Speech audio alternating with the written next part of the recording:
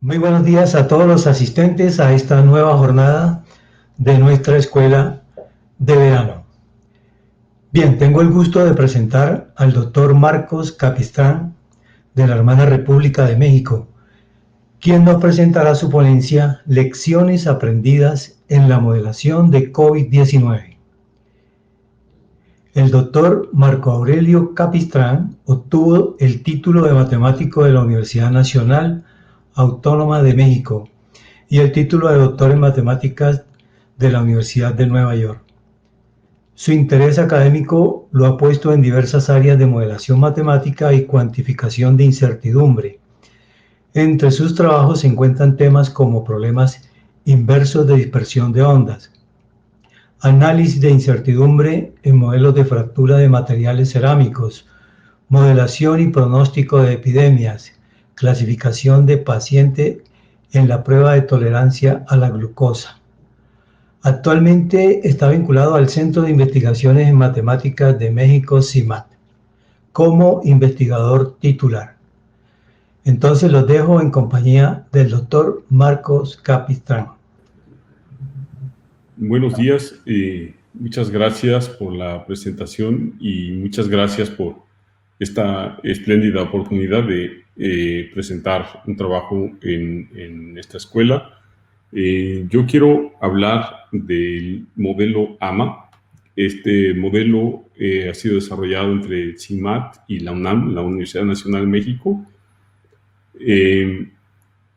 para hacer pronósticos sobre la demanda hospitalaria durante la emergencia de COVID. Entonces, son lecciones aprendidas. Yo quise hablar de eso, de qué cosas faltaron, qué cosas nos hubiera gustado saber, qué mensajes tenemos también para gente que tenga la necesidad de hacer modelos, no después, sino durante la emergencia de una pandemia, que es cuando las autoridades de salud pública necesitan respuestas, necesitan un análisis cuantitativo de los datos para tomar decisiones. Entonces, primero quiero hablar sobre la modelación. Como acabo de decir, es diferente hacer modelos epidemiológicos después del evento para ver qué pasó y para interpretar lo que pasó, que hacerlo durante la emergencia. Durante ese periodo de crecimiento exponencial, los tomadores de decisiones necesitan ayuda, necesitan respuestas cuantitativas sobre el desarrollo de la pandemia. Entonces, organicé de esta forma lo que yo llamo las lecciones aprendidas. Primero, que las pandemias son sistemas dinámicos no autónomos. Entonces debemos olvidarnos de pensar que los parámetros toman valores reales. La verdad es que van cambiando y la dinámica de la pandemia depende del comportamiento de los humanos, del clima y, como hemos visto también, de la evolución del virus. Por ejemplo, ahora sabemos la aparición de las variantes. Entonces, no podemos hacer predicciones de manera precisa sobre el número máximo que va a haber de enfermos, ni el final de la pandemia, porque es un sistema no autónomo. Sin embargo, es necesario hacer modelos, es necesario hacer un análisis de los datos durante la emergencia y también hacer pronósticos durante el resto de la aquí escribí emergencia, pues durante el resto de la pandemia. Debemos usar evidencia, es decir, los registros que hay de los hospitales y teoría de probabilidad para hacer modelos enfocados en contestar las preguntas que surgen en las autoridades de salud, ¿sí? Entonces, hacer modelos en realidad es una responsabilidad. No los hacemos porque podemos, sino que levantamos la mano cuando sentimos que podemos darle respuestas a los tomadores de decisiones. Entonces eso conlleva una gran responsabilidad. Por ejemplo, en mi opinión, una pregunta más importante durante la emergencia es ¿cuántas camas de hospital se van a necesitar? Porque los gobiernos o los tomadores de decisiones en salud pública pueden decir voy a comprar 1 millón o puedo decir voy a comprar 100. Los dos son una mala decisión. Pero sí debería de poder informarse mejor cómo se debe de escalar la capacidad de los hospitales para atender la emergencia. Entonces, ellos requieren una estimación cuantitativa de la máxima demanda, a pesar de los problemas que hay. La población efectiva, la que participa en el contagio, es desconocida. Es lo que llaman tasa de ataque o que llaman población efectiva. No se conoce, ¿verdad? ¿Quién son los susceptibles? No lo sabemos, especialmente al inicio. Sin embargo, las decisiones hay que tomarlas, insisto, ¿verdad? Entonces, otros hechos es que bajo medidas nacionales de cuarentena, la pandemia se desarrolla de manera independiente en cada ciudad o en cada estado, en cada zona metropolitana. Entonces, la idea es formular un modelo de una pandemia para ciudades o zonas metropolitanas que combine dinámica no lineal e inferencia formal para predecir las cantidades que le interesan a los tomadores de decisiones. Lo que nosotros hicimos en el primer modelo, en el AMA1, fue usar datos de países que ya habían llegado a un primer pico bajo cuarentena para postular una población efectiva. Entonces, la limitación es que si la pandemia hubiera empezado localmente, este método de modelación no hubiera funcionado. Entonces, esta es la estructura que tiene el modelo. Suponemos que hay un modelo epidémico y un modelo de transmisión que están formulados como un problema de valores iniciales para un sistema de ecuaciones diferenciales ordinarias, que es la ecuación 1. Aquí, este θ es un vector de parámetros presumiblemente desconocidos, como la tasa de contacto, la población efectiva, la fracción de personas que mueren en caso de infección, etc. Pero que los queremos estimar, queremos saberlos. Y hay un tiempo donde nosotros hacemos un pronóstico, ¿sí? Con este diagrama que está aquí abajo. Hay un periodo de entrenamiento, digamos que desde este día T0 menos L menos D hasta T0 menos D, ¿sí? Ese plazo es donde usamos datos de entrenamiento. Luego, esta parte roja es un retraso debido a que los datos necesitan una confirmación. A la persona le hacen la prueba, luego mandan a un laboratorio especializado, se tarda unos días, regresa confirmado el caso. ¿Sí? Entonces hay un retraso en la confirmación de los casos. Hay una fecha de reporte y hay un día de confirmación. En cualquier caso, hay un retraso. Entonces, al problema de actualizar los datos con este retraso, es decir, de estimar cómo es el retraso, le llamamos nowcasting. Y también nos interesa hacia adelante hacer un pronóstico, ¿verdad? ¿Qué es lo que sigue? Entonces, usando este diagrama, nosotros definimos a los parámetros P, ¿sí? Que son las condiciones iniciales, es decir, el tiempo en que inició la transmisión comunitaria en esa zona metropolitana y los parámetros que queremos estimar, ¿sí? Eso lo vamos a llamar P. Y Z es un conjunto de registros epidémicos en el intervalo de entrenamiento en esta zona gris. Entonces, construimos una probabilidad condicional, es un modelo de la probabilidad condicional. ¿Cuál es la probabilidad de los parámetros dadas las observaciones de registros epidemiológicos? Dado lo que yo puedo medir, cuántas personas están llegando al hospital cada día, cuántas personas están muriendo cada día, eso es lo que observamos, es lo que podemos medir, tomando en cuenta el retraso. Entonces, este va a ser mi modelo. Mi modelo va a ser la probabilidad de esos parámetros. ¿Cuáles parámetros? Condiciones iniciales, ¿sí? ¿Cuántos enfermos había al inicio de la transmisión comunitaria? ¿Cuántas personas latentemente infectadas? Etcétera. Y también, ¿cuál es la tasa de contagio?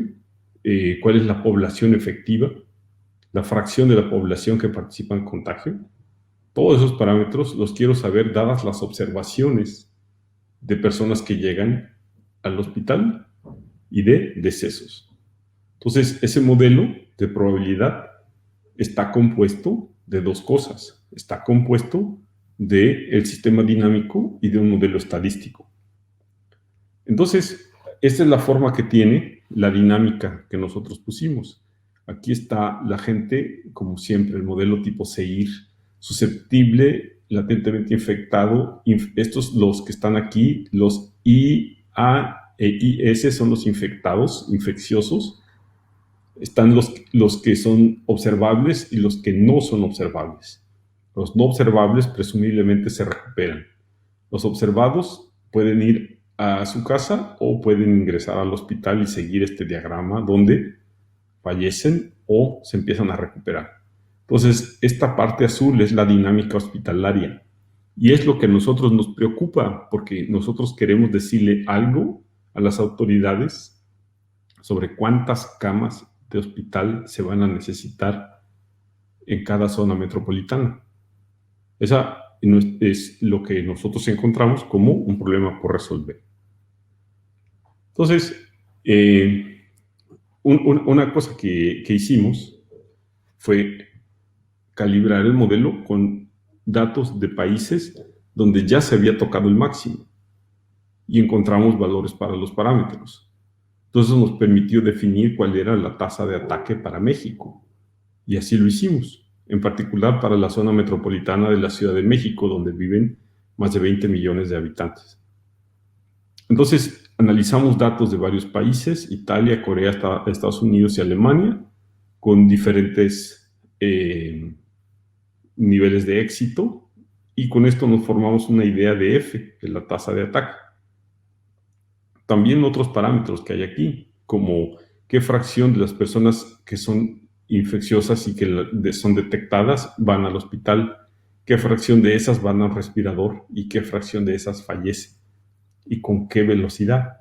¿Sí? Entonces, todos los parámetros había que estimarlos o postularlos y analizando datos de otros países dimos valores. Entonces, esto que les estoy mostrando aquí es un análisis retrospectivo del Valle de la Ciudad de México. Este pronóstico es como se hizo el 14 de abril y después, en la parte de arriba, les muestro en negro los datos de lo que sí sucedió. O sea, este modelo está hecho con un periodo de entrenamiento desde que empezó la pandemia en México el último día de febrero hasta el 14 de abril, como datos de entrenamiento con retraso. Y después se hizo hacia adelante un pronóstico y esto es como se vio, ¿sí? Entonces, es importante recordar que nosotros utilizamos la primera columna, que son los nuevos infectados y los decesos, como información para hacer nuestra inferencia. Y lo que queremos predecir es el segundo renglón, que es la ocupación hospitalaria y en términos de camas y respiradores artificiales. Entonces, así es como se ve. Entonces, ¿qué valor tiene este pronóstico? ¿Qué valor tiene? Tenemos que ser muy enfáticos sobre esto. Puedes decir, mira, no le pegaste aquí tan bien. Se ve, pasa cerca, pero no tanto. Después cae y me confunde porque parece que termina la epidemia. Sí, tenemos que ser muy enfáticos. Lo que nosotros vimos es una estimación del orden de magnitud de la máxima ocupación hospitalaria y cuándo se iba a presentar. ¿Sí? Y en ese sentido, de una manera muy conservadora, porque damos una sobreestimación, les decimos más o menos cuándo se va a presentar y de qué orden va a ser. ¿Sí? Esto hay que pensar que el máximo se presentó a mediados de mayo y nosotros les dijimos un mes antes. Entonces, esta información fue útil para tomar decisiones sobre cuántas camas se iban a necesitar, ¿sí? Y cuántos hospitales tenían que reorganizarse para eso. Entonces, esto tiene que ver con las lecciones aprendidas. Aquí, en la figura de la izquierda, les muestro dos cosas. Si se ven, es esta misma figura, ¿sí? Aquí están el ajuste del modelo por la fecha de registro, es decir, qué día comprobé que había ese número de enfermos. Y en esta columna es el ajuste por inicio de síntomas. Es decir, cuando yo entrevisto a la persona, me dice, yo empecé a presentar molestias tal día. Entonces, por esa fecha, yo la registro, ¿sí? Entonces, son dos modelos de observación. Si vemos, por el ajuste de inicio de síntomas, se ajusta mucho mejor y se explica mucho mejor cuándo fue el máximo. Aquí les presento, está la página de CONACYT donde pueden encontrar todos los análisis. Al que le interese los puede venir a mirar aquí. Están todos los análisis del modelo AMA. También hay un boletín estadístico de las autoridades de salud de México donde analizaron el exceso de mortalidad durante 2020. Mi énfasis de preguntarles estas figuras es que si ustedes analizan las semanas epidemiológicas, que aquí me quedaron muy pequeñitas, ¿sí? Las semanas epidemiológicas contra las fechas, ¿sí?, en que se presentaron, ustedes pueden ver que realmente sí se predijo bien cuándo iba a ser el máximo de la Ciudad de México. Después de que toca el máximo, entran en efecto otros fenómenos, llegan otros efectos, como la evolución del virus, conducta de los humanos ante el riesgo, etcétera, que hacen que la pandemia se vaya por otro lado. Pero este primer pico es importantísimo en términos de preparación, ¿no? Entonces, fue un caso de éxito, pero que se debe de dar con todas las advertencias, ¿sí? Si la epidemia hubiera empezado, aquí dice, ¿verdad?, limitación, si la epidemia hubiera empezado localmente, este método no funciona. O sea, sirvió porque había países que iban más adelante y se pudo hacer un pronóstico de qué iba a pasar en México. Entonces, digamos que esa es la primera lección aprendida, pero lo siguiente tiene que ver con el modelo de observación. ¿En qué me fijo yo para hacer mis pronósticos? Dado que esto que está aquí, la fecha de registro y el fecha de inicio de síntomas. O sea, ¿a qué le hago caso? ¿Sí? Entonces, eso es la siguiente lección aprendida, la adquisición de datos. Nosotros tenemos que ser realmente muy cuidadosos para definir un sistema de adquisición de datos durante una epidemia y especialmente de una pandemia. ¿Por qué los laboratorios se saturan? Porque hay errores humanos, porque pasan muchas cosas y entonces los datos son incompletos y hay retrasos, ¿sí? Hay submuestreo y retrasos. Y no los podemos controlar, ¿verdad?, como pasó en una ciudad tan grande como la Ciudad de México. Entonces, nuestro modelo de observación, el modelo estadístico de observación, tiene que ser definido con mucho cuidado. Aquí, en este segundo cuadro, hago un resumen. Al inicio de la pandemia, el día de registro de la infección es menos ruidoso que el día de inicio de síntomas. O sea, son mejores datos para hacer inferencia porque hay menos ruido. Más tarde en la pandemia se invierten los papeles. El día de inicio de síntomas es más robusto ante retrasos, no ruido, ante retrasos, que el día de registro de la infección. ¿Por qué? Porque cuando los conteos son muy grandes, los laboratorios se saturan y no podemos confiar en cuándo se van a confirmar las infecciones. Entonces, aquí también hay una invitación, ¿verdad? Necesitamos definir más cosas, cómo conseguir mejores datos.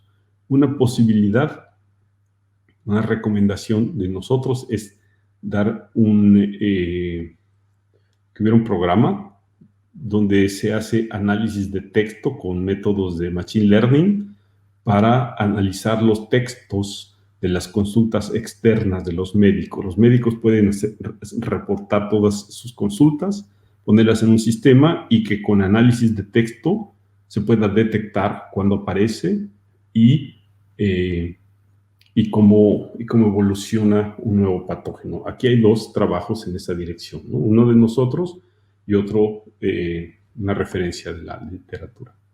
Entonces, otra cosa, en México se hizo un número limitado de pruebas.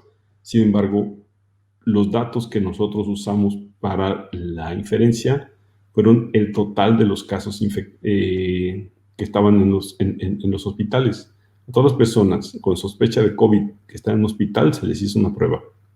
Y esos son nuestros datos para hacer la inferencia. Entonces se ve que con ese modelo, con esos datos como modelo de observación, durante la mayor parte del tiempo, esencialmente se ve más o menos el mismo submuestreo, o sea, es uniforme, y eso facilita la inferencia, la estimación de parámetros. Para otros propósitos, como darle seguimiento a los brotes o otras cosas, hay que hacer otras cosas, pero para observar la epidemia, esto es un buen modelo, esto de hacerle prueba a todas las personas con sospecha de COVID que llegan a un hospital y mantener esos datos aparte para alimentar los modelos. El modelo de observación que nosotros usamos es el conteo diario de muertes y de nuevos casos, que se pueden expresar como una integral en términos de la variable de individuos latentemente infectados, la fracción que son observables y la rapidez con la que salen de esa o sea, la tasa, la constante cinética. Entonces nosotros integramos entre 2 días consecutivos y nos dice cuántos casos se acumularon. Nosotros usamos esas dos cantidades como el valor esperado de un modelo estadístico. Nosotros utilizamos una distribución negativa binomial. ¿Por qué?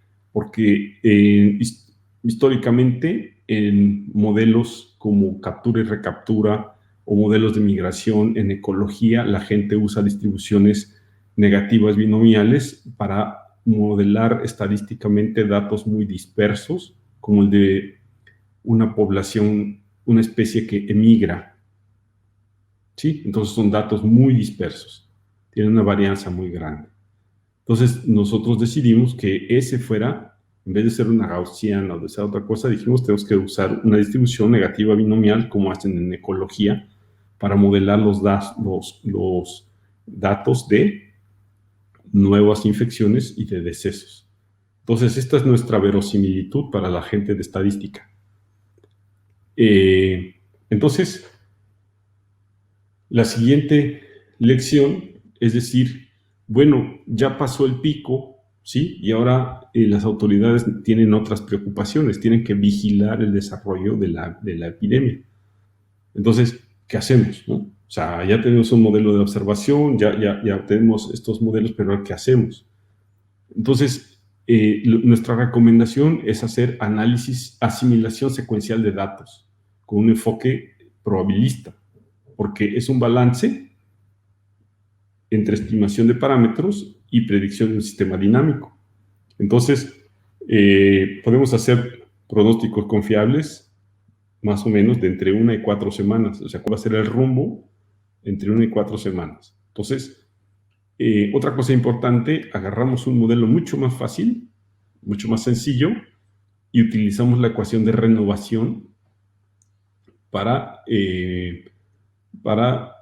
decir cómo va a ser la dinámica hospitalaria, la ocupación hospitalaria, dado el número de personas que observamos. Entonces, un mensaje de esta parte que es muy importante es cómo le comunicamos estas figuras a los tomadores de decisiones. O sea, estas figuras, ¿cómo se las explicamos? Es un pronóstico probabilista, como el clima, ¿verdad? O sea, en una fecha, en cada fecha, esta figura, así, lo que a mí me da, digamos, esta de aquí, es, si yo me fijo el 28 de abril, me dice, la mediana es esto, estos son la región de intercuantiles y la región de probabilidad 90% es esto. Entonces, el 24 de abril, con 90% de probabilidad, yo voy a estar entre este valor y entre este valor. Y entonces la realidad estuvo aquí, ¿verdad? Y conforme avanza el tiempo, así como el pronóstico del clima, el pronóstico del modelo va perdiendo validez. Pero hay una buena región donde sí me dice qué va a pasar. ¿Sí? Entonces yo tengo que organizar eso de alguna forma y tengo que aprender a comunicárselo a los tomadores de decisiones. Eso es lo que tenemos que hacer como modeladores. Ese es nuestro quehacer, ¿no? Entonces hace falta desarrollar métodos adecuados para comunicar a los tomadores de decisiones y al público en general la incertidumbre en los pronósticos. Aquí hay una referencia porque la gente que hace modelos de clima ya lo sabe, ¿verdad? Ellos dicen completando el pronóstico, caracterizando y comunicando la incertidumbre para tomar mejores decisiones utilizando clima y pronósticos de clima, ¿no? Esto lo sabe la gente de clima desde hace 15 años, ¿no? Para sorpresa de nadie, ¿verdad? Ellos lo saben porque tienen mucha experiencia. Entonces, en epidemias hace falta algo parecido. ¿Sí? Entonces, ¿cómo es la asimilación secuencial de datos? Pues otra vez sacamos nuestro modelo epidemiológico, otra vez está definido como un sistema dinámico que tiene unos parámetros desconocidos, pero ahora estos parámetros dependen de un índice. Es decir, si yo estoy en la primera ventana, esa es la ventana 0. Después voy a deslizar mi ventana de predicción, ¿verdad? Como se ve aquí abajo. La de arriba es la primera ventana, o la K-ésima, y la de abajo es la que sigue, ¿verdad? Entonces yo deslizo mi esquema para hacer pronósticos. Es decir, yo tengo de alguna forma que arrastrar los modelos estadísticos a lo largo del sistema dinámico. Y eso es asimilación de datos, ¿verdad? Pero las predicciones las quiero hacer a lo largo del modelo del sistema dinámico, no a lo largo de un modelo estadístico, sino a lo largo del sistema dinámico. Entonces tengo el mismo esquema, ¿verdad? Tengo unos parámetros PK, que son los que yo quiero saber: tasa de contacto, población efectiva, condiciones iniciales. Tengo una ventana de registros epidemiológicos, cuántos ingresos al hospital, cuántos decesos por fecha de registro o por fecha de inicio de síntomas, según me convenga. Y si K es igual a 0, entonces X0 es el tiempo de inicio de transmisión comunitaria. Yo infiero esas condiciones iniciales y hago el modelo como el anterior. Pero si ya es el siguiente pronóstico, entonces lo que yo hago es esto que está aquí. Predecir, utilizar la distribución, la probabilidad condicional de los parámetros dados los datos para predecir utilizando el sistema dinámico. ¿Sí? Cuando en los tiempos de retraso y de pronóstico, de nowcasting y de pronóstico. Y entonces yo lo que puedo hacer es agarrar la calibración del sistema dinámico anterior, predecir unas condiciones iniciales para el sistema y ahora utilizar esto como condiciones iniciales para el siguiente pronóstico. Entonces, no lo uso directamente, sino que lo uso a través de la probabilidad condicional, ¿sí? Entonces, esto lo que yo hago es, pongo modelos a priori, construyo probabilidad condicional de parámetros dados datos, predigo y luego tomo ese ensamble de predicciones como modelo a priori para el siguiente pronóstico. Entonces, de esta manera vamos arrastrando las distribuciones de probabilidad a lo largo del sistema dinámico. Entonces, para este caso, hacemos un modelo mucho más sencillo. ¿Por qué? Porque la dinámica hospitalaria, la ocupación hospitalaria se puede calcular utilizando la predicción de E y la ecuación de renovación. ¿Sí? Entonces, con esta ecuación de renovación, pues ya podemos decir cuántos va a haber en las camas y cuántos va a haber en los respiradores, etcétera. Y el resto del modelo es igual, ¿no? Entonces, con ese modelo simplificado, les muestro aquí cómo se ven los resultados de la Ciudad de México. A la izquierda tenemos casos confirmados, a la derecha muertes confirmadas, y los pronósticos, aquí se puede ver, ¿sí?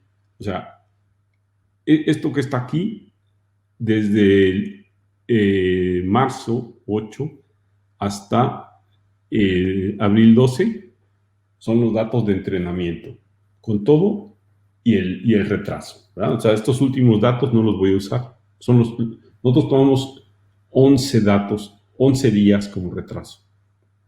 Entonces utilizamos lo anterior y con eso hacemos un pronóstico. Y esta es la primera semana, la segunda y la tercera semana. Lo que está en más oscuro son las regiones de intercuantiles, o sea, 50% de probabilidad de que esté aquí, ¿verdad? Y con 90% de probabilidad va a estar aquí. Entonces, podemos hacerlo con los dos, ¿verdad? Perdón que mueva así, pero es que no sé cómo regresarme cuando hago esto. Entonces, en la izquierda están los casos confirmados y en la derecha están los decesos. Pues nosotros podemos hacer un cono de probabilidad hacia adelante, como un modelo de clima, ¿verdad? Entonces, con cada fecha yo ya sé que tengo una distribución de probabilidad para dónde va a estar el sistema. Y entonces, como les decía, esta es la zona metropolitana de la Ciudad de México, una población de 21 millones de habitantes, ¿sí? Usando datos del 8 de marzo al 12 de abril y luego prediciendo las siguientes 3 semanas. ¿Qué va a pasar las siguientes 3 semanas? Entonces, esto lo podemos nosotros ir arrastrando, ¿sí? Podemos ir, ahora ya estamos aquí donde de manera retrospectiva volvemos a analizar el pico, ¿verdad? Aquí está el pico y con este modelo, pues se ve mucho mejor, ¿no? O sea, porque aquí olvidé mencionarlo, lo digo ahora, la línea roja significa la mediana, es decir, con 50% de probabilidad el sistema dinámico va a estar por arriba, con 50% de probabilidad va a estar por abajo, ¿sí?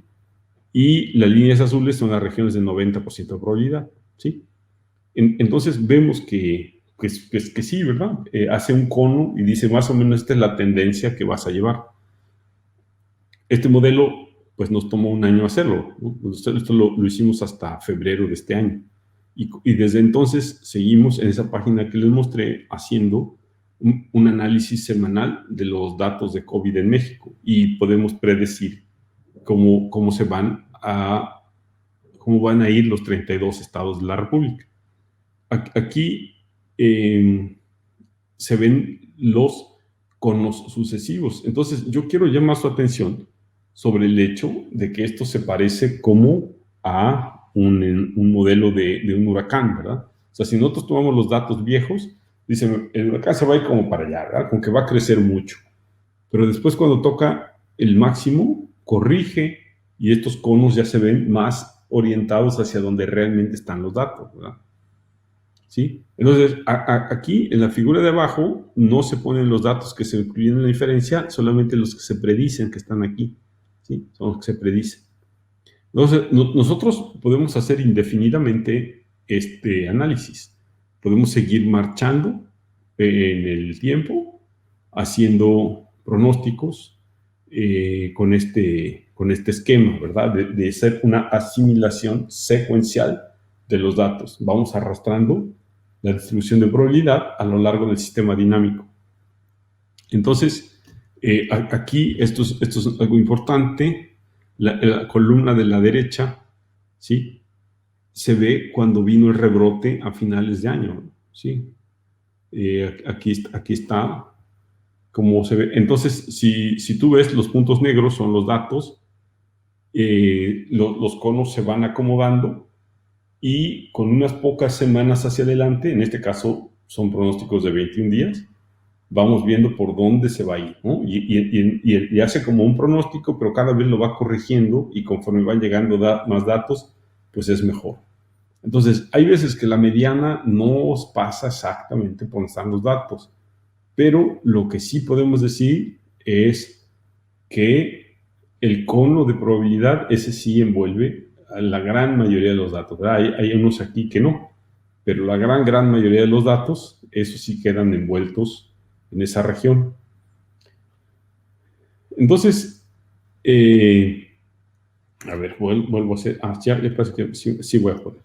¿Sí? Esta figura que sigue es bien importante, ¿sí? Esta figura es súper importante. Recuerden que les dije que nosotros hacemos una estimación de la fracción de la población que participa en el contagio. Una estimación de la tasa de contagio, ¿sí? O sea, qué tan infeccioso es, ¿verdad? El beta que ponemos en el modelo seguir. Y la fracción de personas que van al hospital que mueren. O sea, de las personas que van al hospital, ¿qué fracción muere? Entonces, aquí está puesto un análisis retrospectivo hasta marzo. ¿Por qué hasta marzo? Pues porque son las gráficas que en su momento hicimos para el manuscrito, el artículo de investigación que está asociado a este trabajo. El modelo sigue corriendo y si tú entras a la página esta, ahí está disponible los análisis hasta el día de hoy. En el manuscrito hay una liga a GitHub donde están los programas de Python para hacer el análisis de los datos. Si tú los quieres adaptar a otro país, pues podríamos platicar, ¿no? Y dices, voy a correr el programa con los datos de mi país. Adelante, ¿no? Podemos platicar.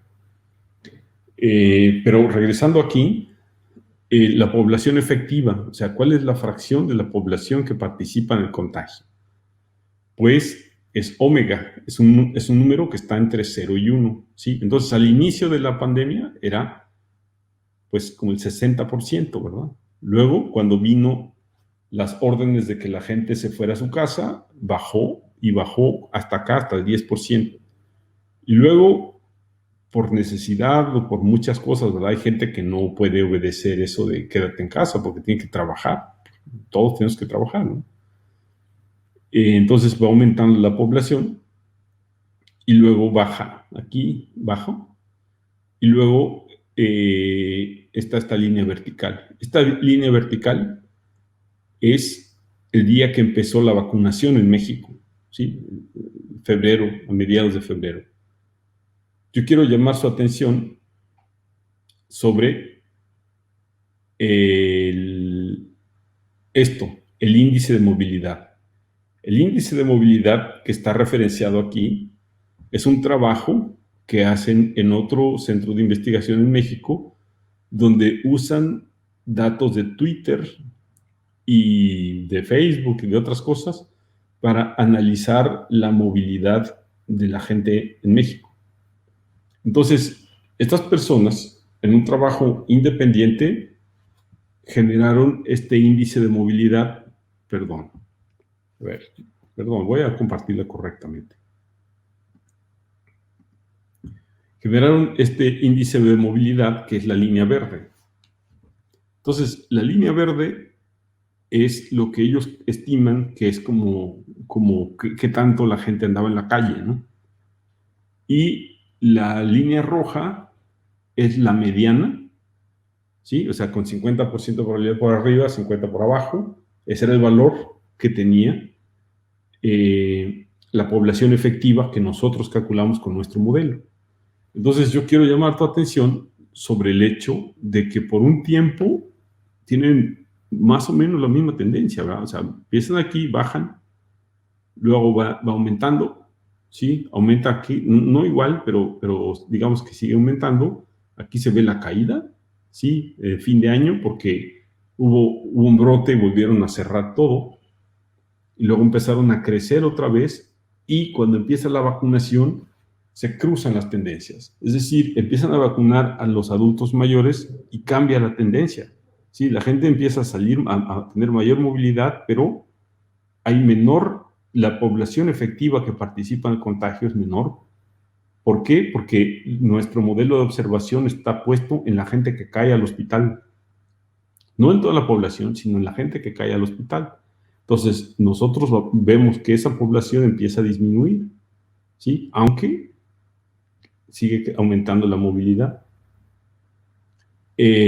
También, más o menos a mediados de febrero, se ve esta caída, ¿verdad? O sea, esta caída en la mortalidad, ¿sí? ¿Por qué? Pues porque nuestro modelo, insisto, está puesto en la gente que va al hospital. Y la tasa de contagio, pues se ve más o menos que se estaciona. Si te interesa y vas a ver los informes, es bien interesante que la beta empezó a subir otra vez cuando apareció la variante Delta. Entonces, esas son cosas, no son demostraciones de nada, es evidencia de que el modelo está capturando algunos fenómenos que pasan en la realidad, ¿sí? Pero no son algo que nosotros hayamos puesto con la mano, ¿sí? Sino que hicimos ese paso, ¿verdad? Es decir, yo no puedo hacer un modelo para toda la pandemia. Tengo que hacer asimilación de datos. Porque si yo le pongo un valor a beta, pues no es cierto, está mal, ¿verdad? Yo tengo que corregirlo conforme cambia la tendencia. Y entonces sí puedo hacer un análisis retrospectivo como este. Pero son las dos cosas, ¿verdad? O sea, porque también puedo hacer mi pronóstico. Entonces, yo con el pronóstico le puedo decir, así como decir, mañana va a llover con 70% de probabilidad, yo le puedo decir a las autoridades, la próxima semana, con tal probabilidad, va a descender el número de casos. O sea, la tendencia es de que va a descender, ¿verdad? Recuerda que esto que está aquí mostrado no se usó para la inferencia, ¿verdad? Nosotros usamos 11 días para atrás, para acá, y el modelo capturó esta caída, y nosotros la comparamos con lo que sucedió y vimos, hoy sí le pegamos, ¿sí? Entonces, nosotros hicimos un análisis de ese tipo, ¿verdad? Decimos, ¿cuántas veces es correcto? ¿Sí? Entonces hicimos un mapa de calor del desempeño del pronóstico, es decir, cuántas veces le atinamos, ¿verdad? ¿Qué fracción de veces le atinamos? ¿Sí? Para los 32 estados de la República. De aquí vemos que le pegamos, le atinamos la gran mayoría de las veces. Sin embargo, debido a los retrasos, el modelo se tarda en capturar las tendencias. Y aquí se ve en diciembre, hubo una región donde, y se ve aquí, ¿verdad? También te lo mostré aquí, donde le cuesta, a ver, ¿cuándo está? Aquí, ¿verdad? Sí, donde se tarda, aquí se ve bien, ¿no? O sea, aquí va la mediana y los datos ya están subiendo, ¿sí? Ya después corrige y se va por el lado correcto. Pero ese hecho de que no tengamos más información para alimentar la inferencia hace que irremediablemente haya un retraso, ¿verdad? O sea, sí se le pega la mayoría de las veces, pero el modelo se tarda en capturar la tendencia, cuando cambia la tendencia, ¿verdad? O sea, se tarda una semana o así. Entonces, es perfectible, ¿verdad? Hay cosas por hacer para remediar esos problemas, ¿no? Y pues nosotros estamos muy atentos a ver qué tipo de nuevos datos se pueden recabar, aunque no depende de nosotros, ¿verdad? Movilidad de redes sociales, análisis de texto de las consultas de medicina externa o alguna otra cosa que se puede usar como información extra. ¿Sí? Bien, yo me voy a detener porque me están convocando en el siguiente congreso, qué pena me da, voy a detener y estoy atento a contestar cualquier pregunta que pudiera tener el público.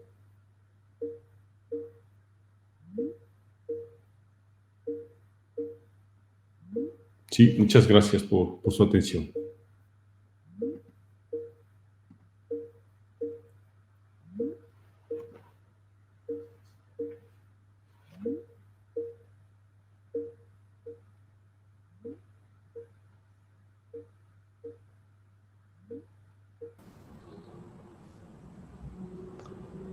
Sí, doctor, hay una pregunta que dice lo siguiente. Los datos reunidos, además de ser útiles para informar sobre las camas hospitalarias, ¿podrían servir para programar cuarentenas y cierres totales? Sí, pero yo quiero nada más. Datos nos referimos nosotros a los registros de infecciones y de decesos que hace la Secretaría de Salud. No llamamos datos a lo que sale del modelo. Eso se llaman variables de estado o cantidades de interés. Entonces, las cantidades de interés que salen del modelo sí sirven para programar cuarentenas y cierres totales. Yo agradezco mucho la pregunta porque en México existe un semáforo epidemiológico y los pronósticos que nosotros hacemos con este modelo se usan parcialmente para definir el semáforo epidemiológico en los estados. Entonces, la respuesta corta es sí. ¿Sí? Lo que sale de este modelo se usa para programar cuarentenas y cierres totales o para abrir también, ¿no? Cuando ya es posible abrir también para eso. Correcto. Hay otra pregunta, doctor. Dice, en el modelo AMA, ¿cuántos parámetros se estima de un total de parámetros? Sí. Los parámetros que nosotros estimamos son la tasa de contacto, la población efectiva, el porcentaje de decesos, o sea, la tasa de deceso y las condiciones iniciales. Las condiciones iniciales es susceptible, latentemente infectado, observable, no observable, recuperados y decesos. O sea, todas las condiciones iniciales más los otros 3. O sea, estamos hablando de 8 parámetros. Ok, y hay una segunda parte de esta pregunta que indica, ¿y los que no estimaron son de la literatura de la epidemia en otros países? No, nosotros postulamos todos los modelos porque utilizamos datos de la Secretaría de Salud para estudiar el tiempo de residencia de los pacientes el tiempo de generación desde una infección hasta la siguiente. Y también el tiempo de residencia en hospitalaria. Entonces, esos parámetros nosotros los tomamos de registros de la Secretaría de Salud de los 32 estados, con ayuda de técnicos. Y la página del modelo está todo eso descrito a detalle, si le interesa a alguien. Ok, doctor, no tenemos más preguntas por el momento. Solo me resta agradecerle a nombre de la Universidad del Bosque su participación valiosa en nuestro evento. Ha sido muy amable, muchas gracias. Muchísimas gracias por invitarme. Ha sido un honor participar en este congreso y ojalá que en el futuro haya otra oportunidad de conversar un poco más.